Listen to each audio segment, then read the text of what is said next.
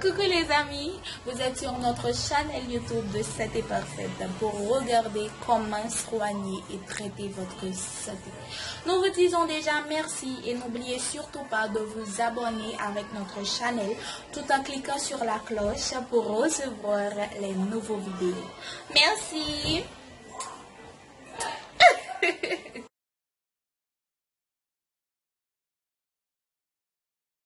Merci encore Johanna pour la présentation et bonjour les amis de Santé Parfaite encore une fois. Le temps passé devant un écran ne modifie pas les compétences sociales des enfants, selon une étude. Dans certains cas, une utilisation prolongée des écrans peut empêcher les enfants de créer des liens avec les autres. Mais une étude montre que cela n'affecterait pas leurs compétences sociales. Le temps passé devant un écran ne modifie pas les compétences sociales des enfants, selon une étude. L'abus de drogue affecte différemment le cerveau des hommes et des femmes, selon des études. Hasard a blessé son psoas droit, pourquoi cela aurait-il pu arriver? La dermatite atopique est généralement une maladie à vie, selon des études. Contrairement à ce que l'on pourrait penser, il semble que les compétences sociales des enfants ne soient pas affectées par le temps qu'ils passent devant les écrans. Du moins, cela est indiqué par une étude que nous détaillerons plus tard. Il est vrai que la façon dont nous nous rapportons aux autres a changé depuis que les écrans ont commencé à faire partie intégrante de nos routines. Les relations interpersonnelles peuvent se produire à distance, via des appareils connectés à Internet. Maintenant, en ce qui concerne les nourrissons, il y a un débat sur la question de savoir si le temps qu'ils passent devant les écrans peut affecter leurs compétences sociales de quelque manière que ce soit. En ce sens, une étude affirme qu'il n'y a pas de relation entre le temps passé devant les appareils et le déficit des compétences sociales des enfants. Importance des compétences sociales chez les enfants. La capacité d'être en mesure de communiquer avec nos pairs est quelque chose qui commence à être acquis dans les premiers âges du développement évolutif. Puisque nous sommes enfants, nous avons besoin d'une bonne socialisation avec les gens qui nous entourent. Avoir des compétences sociales signifie s'intégrer dans la société. Compte tenu de ce qui précède, nous pouvons établir que l'importance des compétences sociales chez les enfants réside dans le fait qu'elles nous permettent d'ajouter la composante sociale à leur personnalité, constituer des comportements que nous apprenons des êtres significatifs de notre environnement. Les personnes capables d'établir des relations sociales de qualité auront une plus grande probabilité d'acquérir des ressources utiles pour leur vie. Par exemple, la valeur de l'amitié implique d'avoir des comportements tolérants et respectueux et de savoir partager avec ceux qui en ont le plus besoin. Bref, nous développons l'empathie. Amitié entre enfants. L'amitié dans l'enfance est un générateur d'empathie qui favorise les compétences sociales. Que dit l'étude sur les compétences sociales des enfants exposés aux écrans? L'étude susmentionnée a été publiée dans l'American Journal of Sociology et nous dit que le temps que les enfants passent devant les écrans d'appareils électroniques n'affecte pas le développement de leurs compétences sociales. Les résultats peuvent signifier de bonnes nouvelles pour les parents du monde entier, sachant qu'à l'heure actuelle, il est difficile d'éloigner les enfants des écrans. En fait, l'auteur de cette étude a eu l'idée de le faire lors d'une conversation avec son fils. Le professeur de sociologie de l'Ohio State University, Douglas Donnay, était motivé pour mener l'enquête sur les dommages supposés que les écrans causent dans le développement social des enfants, car lors d'un débat avec son fils, il a fait valoir qu'il n'avait aucune preuve de dommages à l'écran. Pour le réaliser, un échantillon de population de 2 générations différentes a été prélevé. Le premier correspond à un groupe de 19 000 adultes qui ont fréquenté le préscolaire en 1998, tandis que le second correspond à des personnes qui ont fréquenté le préscolaire en 2010.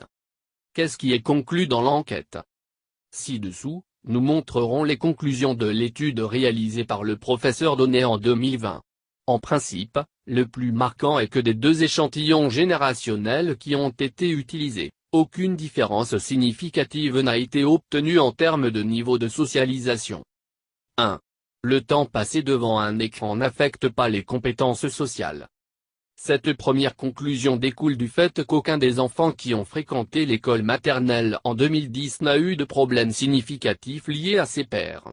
Les seules exceptions étaient les nourrissons qui avaient accès aux réseaux sociaux et ceux qui passaient plusieurs heures par jour à jouer à des jeux vidéo. 2. Il n'est pas nécessaire d'être face à face pour socialiser. L'une des raisons pour lesquelles les écrans n'affectent pas la socialisation est que, grâce à des appareils électroniques, des contacts peuvent être établis. Les parents peuvent utiliser les appels vidéo pour garder leurs enfants en contact avec leur famille et leurs amis. 3. L'utilisation qui est donnée aux écrans est décisive.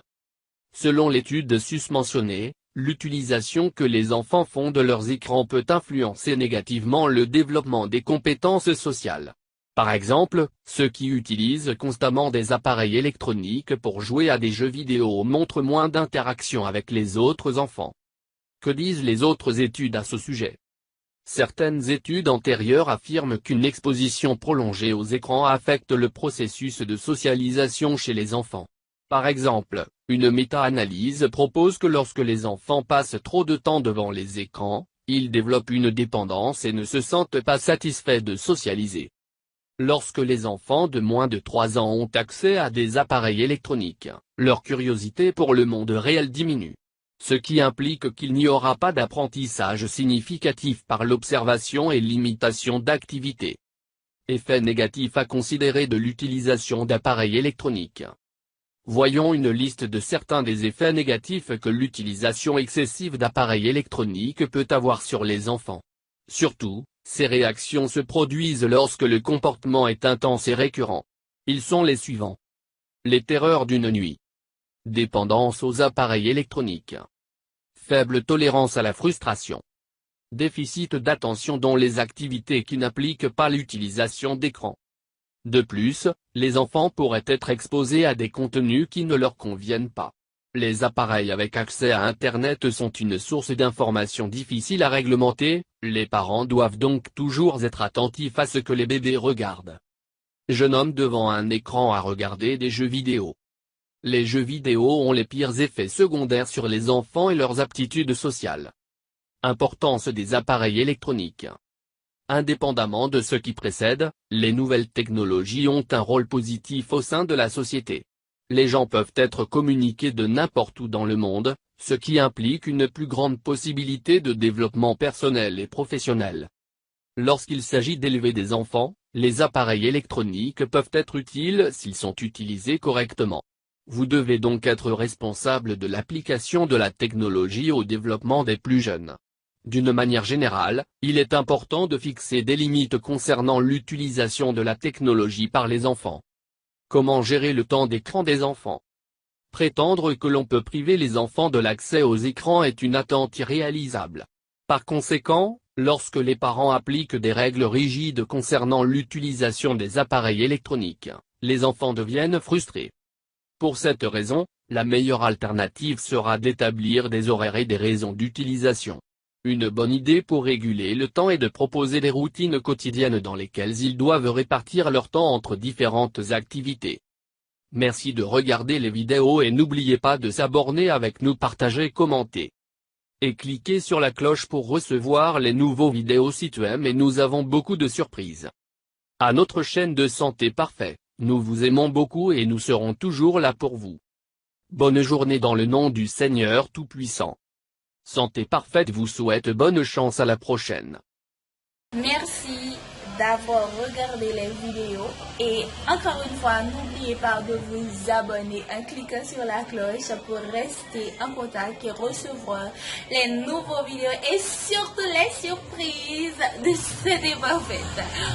Nous vous aimons beaucoup et nous sommes là pour vous plaire, vous satisfaire. Ne l'oubliez surtout pas. Donc, nous vous disons à la prochaine et bonne journée avec Santé Parfaite. Que le Dieu Tout-Puissant vous bénisse. Merci.